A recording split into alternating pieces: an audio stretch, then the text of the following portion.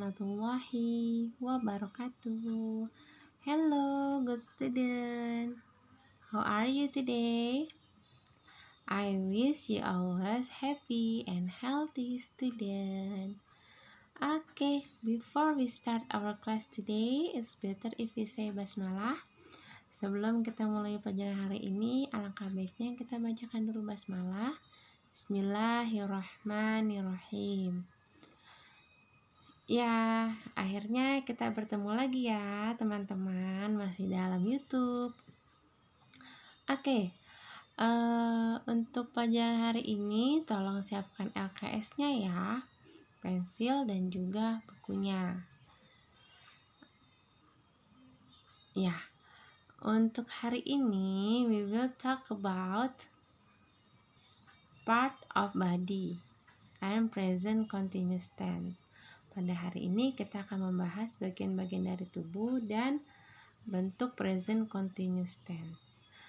Ibu berharap setelah pelajaran hari ini teman-teman dapat tahu dan memahami, oh ini loh bagian tubuh saya dalam bahasa Inggris. Dan juga kalian bisa nantinya bisa menggunakan present continuous tense ketika menjelaskan sebuah kegiatan yang sedang berlangsung. Okay, now please open your LKS page 10. Tolong buka LKS-nya halaman 10. Ya.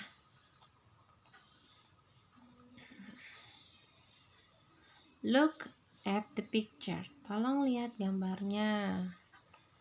Nah, ibu punya gambar sendiri nih selain yang ada di buku. Sekarangnya mudah-mudahan ini lebih lengkap ya. Oke. My body. Tubuh saya. Tubuh saya. Nah, di sini kita akan tahu nih bagian-bagian tubuh kita dalam bahasa Inggris. Karena ibu juga akan langsung mentranslatekan ke Indonesia. Oke. Kita dari yang bagian atas nih. Ini ya. Ada forehead. Forehead itu adalah jidat. Forehead, jidat. Eyebrow. Eyebrow, alis.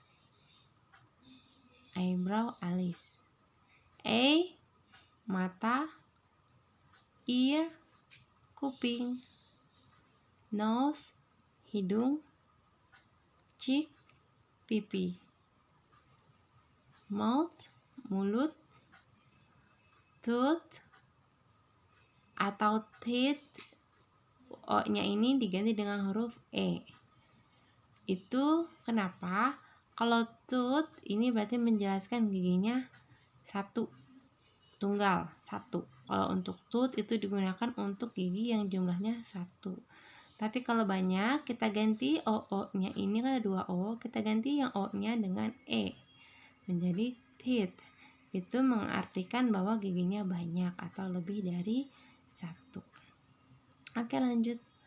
Kemudian ada lip. Ada lip.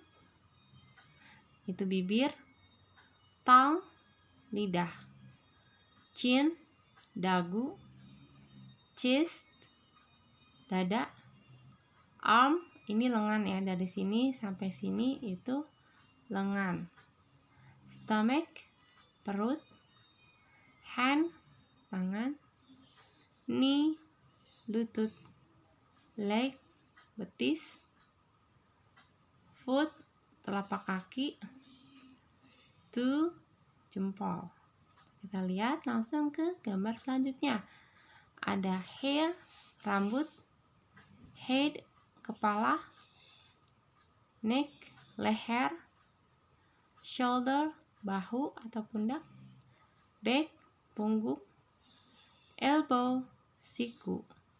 Waist, pinggang. Bottom, bokong atau pantat ya. Finger, jari.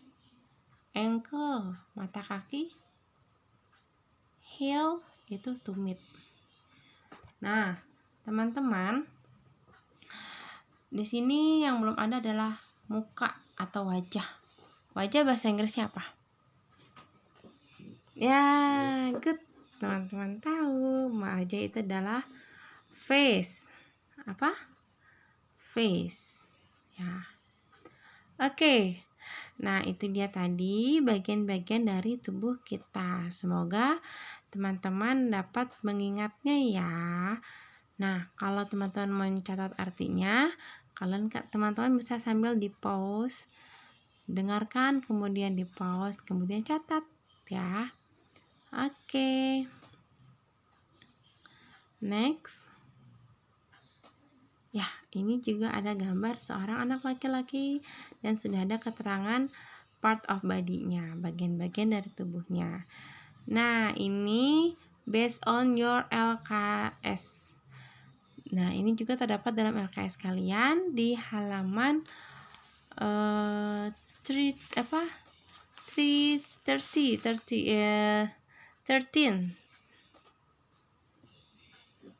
Ya, 13. Di halaman 13, tolong dibuka LKS-nya. Di situ ada teks 2. Nah, kita akan baca teks itu dan akan mentranslatekan ke dalam bahasa Indonesia. Sambil Ibu baca, tolong diperhatikan ya teksnya. Look at the picture. This is part of our body. This is hair. Our hair is black. These are eyes. We use eyes to see. This is nose. We use nose to breathe. We use our nose to kiss and smell something. These are ears. We use ears to hear. These are hands. We use hand to hold. This is mouth. We use mouth to eat and drink. We also use mouth to speak. These are feet. We use feet to walk and run. Nah, biar teman-teman lebih memahami, kita akan translate. Yap. This is part of our body. Ini adalah bagian dari tubuh kita. This is hair. Our hair is black. Ini adalah rambut. Rambut kita berwarna hitam. These are eyes. We use eyes to see. Ini adalah mata. Kita menggunakan mata untuk melihat. This is nose. We use nose to breathe. Ini adalah hidung. Kita menggunakan hidung untuk bernafas. We use our nose to kiss and smell something. Kita menggunakan hidung untuk mencium bau sesuatu. These are ears. We use ears to hear. Ini adalah kuping. Kita menggunakan kuping untuk mendengar. These are hands. We use hand to hold. Ini adalah tangan. Kita menggunakan tangan untuk memegang. This is mouth. We use mouth to eat and drink. Ini adalah mulut. Untuk menggunakan mulut. Kita menggunakan mulut untuk makan dan minum. We also use mouth to speak. Kita juga menggunakan mulut untuk berbicara. These are feet. We use feet to walk and run. Ini adalah kaki. Kita menggunakan kaki untuk berjalan dan berlari. Nah, jadi teks ini itu membahas tentang apa, teman-teman? Ada yang tahu? Ya, teks ini membahas tentang fungsi-fungsi dari bagian tubuh kita. Contohnya tadi ada mata untuk melihat, hidung untuk mencium bau sesuatu, kuping untuk mendengar, dan lain-lain. Nah, semoga teman-teman jadi paham nih aku teks ini tentang ini. Alhamdulillah. Oke. Now, teman-teman please open your LKS page 14.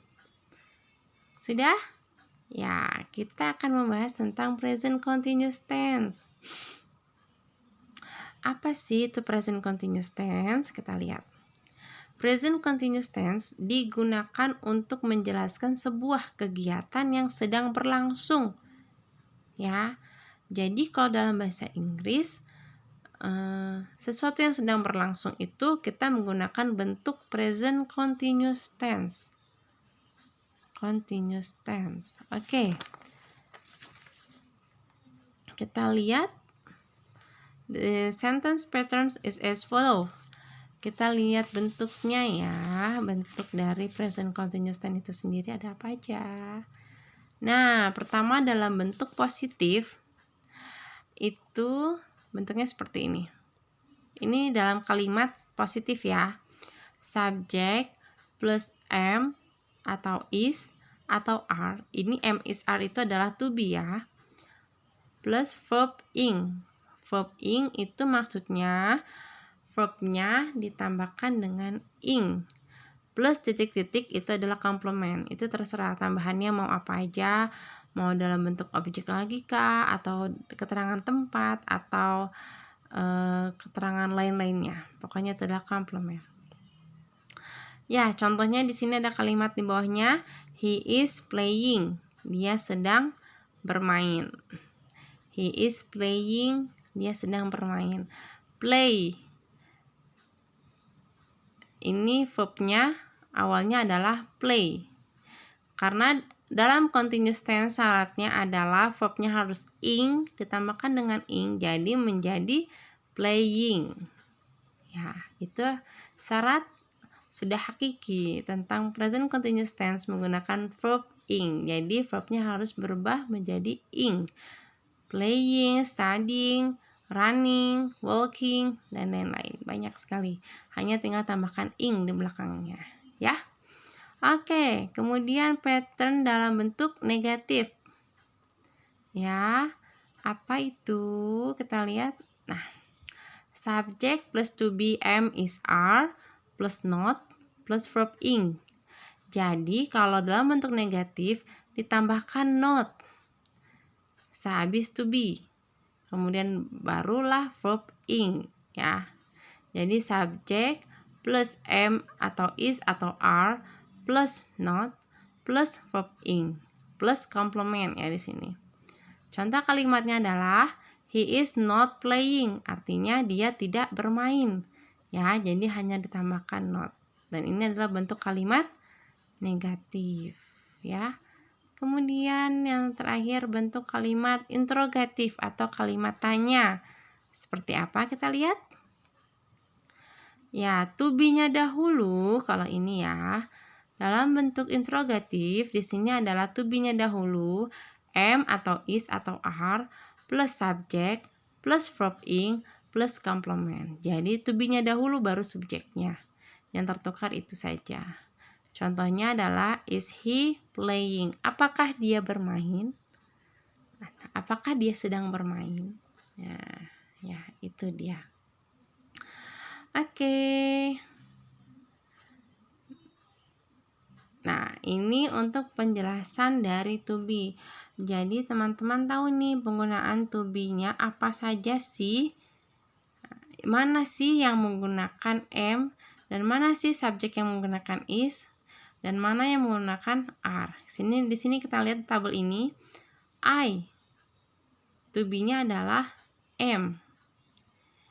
Kemudian he, she, it, my mother, my father. Pokoknya semua yang diawali dengan my juga dalam bentuk nama. Itu to be-nya adalah is. Nah, kemudian subjek dalam bentuk they, we, you. Seperti the children. Ada lagi suka kadang-kadang di kalimat itu nama, bentuknya nama, tapi namanya itu lebih dari satu. Misalkan ada Denny, Ara, dan Siska. Nah, itu tidak menggunakan is, tapi menggunakan are. Jadi intinya kalau is itu untuk yang tunggal, m juga tunggal. Nah, kalau are itu untuk yang jamak atau lebih dari satu. Ya. Example. Contoh, yang pertama ada they are studying in the classroom. Dia sedang belajar di dalam kelas sekarang. I am playing soccer now. Dia sedang bermain sepak bola sekarang. She is cooking in the kitchen.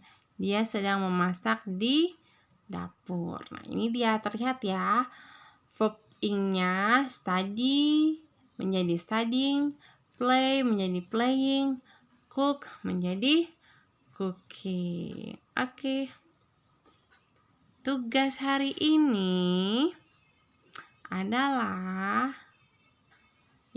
sebelum ke tugas, semoga teman-teman bisa memahami ya yang tadi sudah Ibu jelaskan. Kalau misalkan masih ada yang ditanyakan, boleh via WhatsApp ya ke Ibu.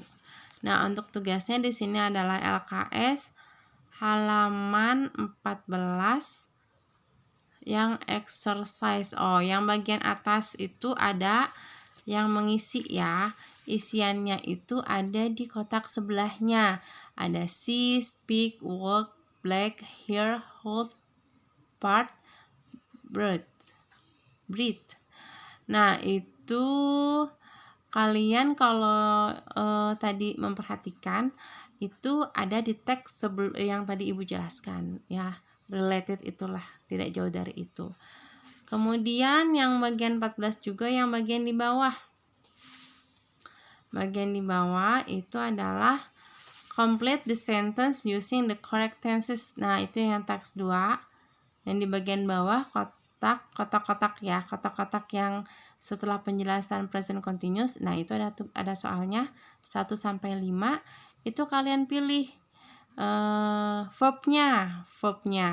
Itu yang harus digunakan yang mana? Yang study atau studying, eat atau eating. Nah, itu kalian tinggal pilih. Oke, teman-teman, tetap semangat ya belajarnya walaupun masih daring, tetap sehat. Dan jangan lupa setorkan tugasnya. Nih, bagi yang teman-teman nih yang belum mengumpulkan tugasnya, tolong dikumpulkan ya, jangan ditumpuk-tumpuk ya. Oke, terima kasih untuk hari ini. Wassalamualaikum warahmatullahi wabarakatuh.